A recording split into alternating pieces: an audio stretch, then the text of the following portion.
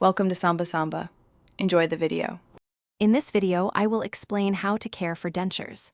First, always remove your dentures daily for thorough cleaning and to give your gums a chance to rest.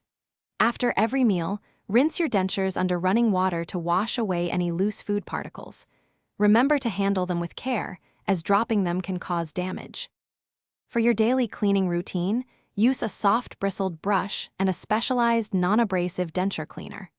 Make sure to brush all surfaces of your dentures, including the part that rests against your gums. It's important to avoid regular toothpaste, as its abrasive ingredients can scratch the denture material, creating tiny spaces for bacteria to grow. Overnight soaking is crucial for keeping your dentures clean and moist.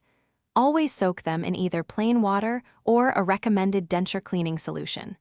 Be sure to never use hot water, as high temperatures can cause the denture material to warp and lose its fit. When not wearing them, store your dentures in a clean, safe container. Regular dental checkups are vital for maintaining your dentures and oral health. Your dentist can assess the fit, clean them professionally, and make any necessary adjustments or relines.